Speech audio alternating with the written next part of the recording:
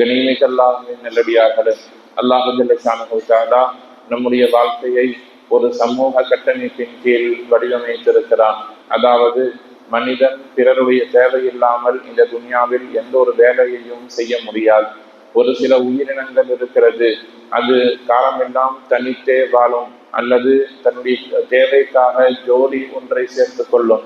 ஒரு சில உயிரினங்கள் இருக்கிறது, அது கூட்டமாகத்தான் வாழும். உதாரணத்திற்கு யானையை பார்த்தோம் என்று சொன்னால், அது காட்டில் வாழுகிற சமயங்களில் கூட்டமாக உடன்பிறப்புகளோடு சேர்ந்து கூட்டமாகவே தன்னுடைய வாழ்க்கையை அமைத்துக் கொள்ளும். அல்லாஹ் அதனுடைய வாழ்க்கை முறையை அப்படி அமைத்திருக்கிறான். ஒரு சில உயிரினங்களை தனித்தே அமைத்திருக்கிறான். இதே போலதான் மனிதனுடைய வாழ்க்கையையும் அல்லாஹ் ஜல்ல ஷானஹு தஆலா சமூக கட்டமைப்பின் கீழ் கட்டமைத்திருக்கிறான். அதாவது தனியாக நான் இருப்பேன், நான் யாரையும் துன்யாவில் சார்ந்து வாழ மாட்டேன் என்று ஒருவர் சொன்னால் அவர் நிச்சயமாக இந்த உலகத்தில் நிம்மதியாக வாழ முடியாது. உணவுக்காக நாம் பிறரை சார்ந்திருக்க வேண்டிய நிலை இருக்கிறது. நம்மிடத்தில் காசு பணம் இருக்கலாம், ஆனால் நெல்லை விதைத்து அறுவடை செய்து அதை தயார் செய்து வைத்திருப்பவர் வேறொருவர். அவரிடத்தில் உணவுக்காக நாம் சென்று அவரை சார்ந்திருக்க வேண்டும். அவருக்கு நாம் கொடுக்க வேண்டும் பணமாக, அவர் நமக்கு கொடுப்பார் உணவாக நாம் வாழ்கிறோம். இப்படியாக உணவு மட்டும் இல்லை, எல்லா இடத்திலேயும் மனிதர் ஒருவரை ஒருவர் சார்ந்திருக்கக்கூடிய அம்சத்தில் அல்லாஹ் படைத்துவிட்டு அல்லாஹ் சொல்லுகிறான், நீங்கள் ஒருவருக்கொருவர் நலவை நாடிக்கொள்ளுங்கள். இதை மையப்படுத்தி நபி ஸல்லல்லாஹு அலைஹி வஸல்லம் அவர்கள் சொல்லுகிற பொழுது, ஹைருன் நாசி மையன்ஃபஉன் நாஸ், மனிதர்களில் ஆக சிறந்தவர் யார் என்று கேட்டால் மையன்ஃபஉன் நாஸ, யார் மக்களுக்கு நலவை நாடுகிறாரோ, மக்களுக்கு நல்லது செய்கிறாரோ அவர்தான் இந்த துன்யாவில் நல்லவர் என்று நபி ஸல்லல்லாஹு அலைஹி வஸல்லம் அவர்கள் மக்களில் சிறந்தவர் என்றும் அவருக்கு சான்றளிக்கிறார்கள். உங்களுக்கு அல்லாஹ் ஜல்ல ஷானஹு தஆலா ஏதாவது ஒரு விதத்தில் ஒவ்வொருவருக்கும் ஒவ்வொரு விதத்தில் சிறப்பை தந்திருப்பான். ஒருவரிடத்தில் பொருளாதாரத்தை கொடுத்திருப்பான், ஒருவரிடத்தில் சமூக அந்தஸ்தை கொடுத்திருப்பான், ஒருவரிடத்தில் அழகை கொடுத்திருப்பான், ஒரு சிலரிடத்தில் உணவை கொடுத்திருப்பான். இப்படி நாம் நம்மிடத்தில் தேவையாக கூடியவர்களுக்கு மட்டும் உதவி செய்வது என்பது மார்க்கத்தின் வழிகாட்டுதல் அல்ல. மாறாக பிறர் உங்களிடத்தில் தேவையாக விட்டாலும் கூட பிறருக்கான தேவையை அறிந்து அவருக்கு அது தேவை, நம்மிடத்தில் இது இருக்கிறது, நாம் அவருக்கு உதவ வேண்டும் என்கிற சிந்தனையோடு பெருந்தன்மையான வாழ்க்கையை வாழக்கூடியவர்களாக மண்ணில் இஸ்லாமியர்கள் இருக்க வேண்டும். நபி ஸல்லல்லாஹு அலைஹி வஸல்லம் அவர்கள் அத்தகைய வாழ்க்கையை தான் சஹாபாக்களுக்கும் சொல்லிக் கொடுத்தார்கள், உலகத்திற்கும் முன்மாதிரியாக வாழ்ந்துவிட்டு சென்றிருக்கிறார்கள். உதாரணத்திற்கு பார்க்கிறோம், சஹாபாக்கள் தங்களுடைய தேவைக்காக வேண்டி உழைத்து சம்பாதித்து அதில் மேல் செய்யவில்லை. நாம் எப்படி தர்மம்? நம்முடைய தேவைக்காக சம்பாதிக்கிறோம், சொத்துக்களை சேர்க்கிறோம், வருமானங்களை ஈட்டுகிறோம். வந்தால் 1000 ரூபாய் இருந்தால் 10 ரூபாயை நாம் தர்மம் செய்கிறோம். ஆனால் சஹாபாக்களை நபி ஸல்லல்லாஹு அலைஹி வஸல்லம் அவர்கள் எப்படி பக்குவப்படுத்தி இருந்தார்கள் சொல்லி சொன்னால், பிறருக்கு கொடுப்பதற்காக வேண்டியே சம்பாதித்தார்கள். அவர்களுடைய சம்பாத்தியம் எதற்காக இருந்துச்சுன்னா தர்மத்திற்காக இருந்தது. நாம் நமக்காக சம்பாதிக்கிறோம், மேல் மிச்சமாக ஒரு சின்ன விஷயத்தை வெளியாக்குகிறோம். ஆனால் நபி ஸல்லல்லாஹு அலைஹி வஸல்லம் அவர்கள் கட்டமைத்த சஹாபாக்கள் பிறருக்காக சம்பாதிப்பார்கள். தங்களுக்கு உண்பதற்கு உணவில்லாவிட்டாலும் கூட பிறர் நலன் நாடி பிறருக்கு உணவளிக்கக்கூடியவர்களாக சஹாபாக்கள் வாழ்ந்து கொண்டிருந்தார்கள். நாம் எல்லாம் அதிகமாக கேள்விப்பட்ட ஒரு வரலாறு, ரசூலுல்லாஹ்வுடைய மஜ்லிஸுக்கு ஒரு மனிதர் வருவார், உணவு தேவைக்காக வேண்டி கேட்பார். ரசூலுல்லாஹி ஸல்லல்லாஹு அலைஹி வஸல்லம் அவர்கள் இவருக்கு யார் விருந்தளிப்பதுன்னு கேட்பாங்க. ஒரு சஹாபி எழுந்து நான் இவருக்கு உணவளிக்கிறேன்னு சொல்லுவார். அந்த வந்த மனிதரை விருந்தாளியை தன்னுடைய வீட்டுக்கு அழைத்து செல்லுவார். வீட்டுக்கு போய் மனைவியிடத்தில் சொல்லுவார், விருந்தாளி வந்திருக்கிறார், சாப்பாட்டை தயார் செய்யுங்கள்.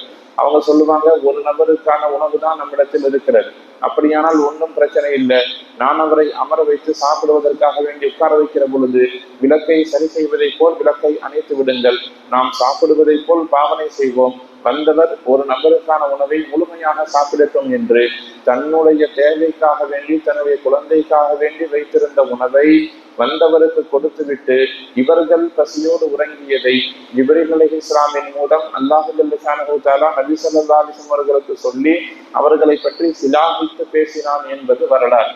எனவேதான் துன்யாவின் வாழுகிற காலகட்டங்களில் நாம் நம்முடைய தேவை என்பதை தாண்டி பிறருக்கு நம்மால் எந்த விதத்தில் உதவியாக இருக்க முடியும் என்பதை சிந்தித்து அதன் அடிப்படையில் நம்முடைய வாழ்க்கையை நாம் கட்டமைத்துக் கொள்ள வேண்டும். நபி ஸல்லல்லாஹு அலைஹி வஸல்லம் அவர்கள் சொல்லுவார்கள், உபல்லிகுக்கும் ரிசாலாத்தி ரப்பி, நான் உங்களுக்கு அல்லாஹ்வுடைய அந்த தூதுத்துவத்தை எட்டி வைப்பதற்காக வேண்டி வந்திருக்கிறேன். அது மட்டுமல்ல, அனலக்கும் நாசிஹுன் அமீன், நான் உங்களுக்கு நம்பிக்கைக்குரியவனாகவும் இன்னும் நல்லுபதேசம் செய்பவனாகவும் இருக்கிறேன். ரசூலுல்லாஹ்வுடைய வேலை வேதத்தை ஒப்படைப்பது மட்டும்தான், வேறு எதுவும் இல்லை. இருந்தாலும் கூட நபி ஸல்லல்லாஹு அலைஹி வஸல்லம் அவர்கள் சஹாபாக்களுடைய பொருளாதாரத்தை மேம்படுத்த வேண்டும் என்று முயற்சி செய்தார்கள். வாழ்க்கையை சரியான முறையில் கட்டமைக்க வேண்டும் என்று முயற்சி செய்தார்கள். இப்படித்தான் ஒரு முஃமின் இந்த துன்யாவில் வாழ வேண்டும். ஆனால் நாம் என்ன செய்கிறோம்?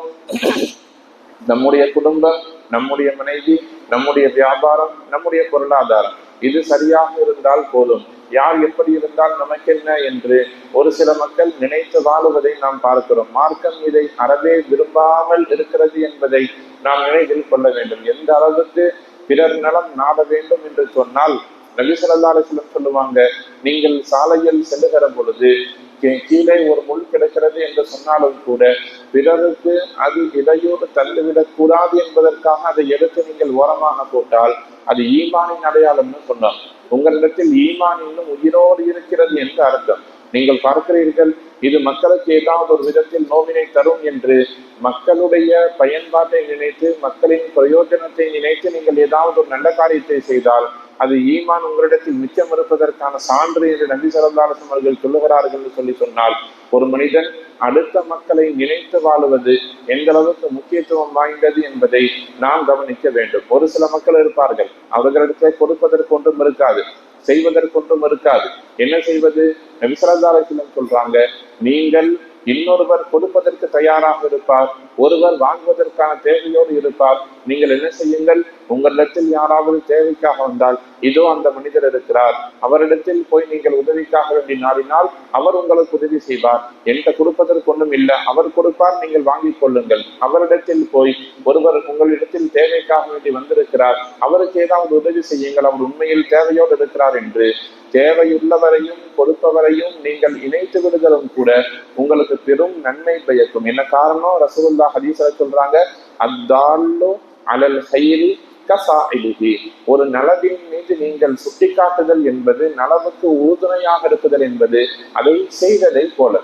நீங்கள் 1,00,000 ரூபாய் தர்மம் செய்வதற்கு உங்களிடத்தில் பொருளாதாரம் இல்லை, ஆனால் ஒருவர் கொடுப்பதற்கு தயாராக இருக்கிறார், நீங்கள் காட்டிக் கொடுக்கிறீர்கள் என்று சொன்னால் அவர் செய்யக்கூடிய தர்மத்தில் உங்களுக்கும் பங்கிருக்கிறது என்று நபி ஸல்லல்லாஹு அலைஹி வஸல்லம் அவர்கள் சொல்லுகிறார்கள்.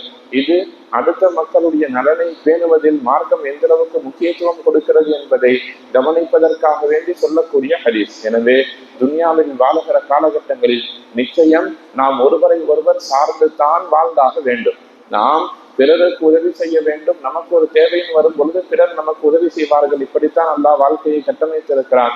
அப்படி வாழுகிற காலகட்டங்களில் எல்லா சூழ்நிலையிலேயும் நம்மால் பிறருக்கு என்ன பிரயோஜனம் கிடைத்திருக்கிறது என்பதை நினைத்து வாழ வேண்டும். நாம் அடுத்தவர்களுக்கு என்ன செஞ்சோம், நம்மால் யார் இங்கே நல்லா இருக்கிறார்கள் என்று பார்த்து பார்த்து நம்முடைய வாழ்க்கையை நாம் கட்டமைத்துக் கொள்ள வேண்டும். அப்படி இருக்கிற பட்சத்தில துன்யாவும் ஹைராக இருக்கும், மறுமையும் பிரகாசமாக இருக்கும்.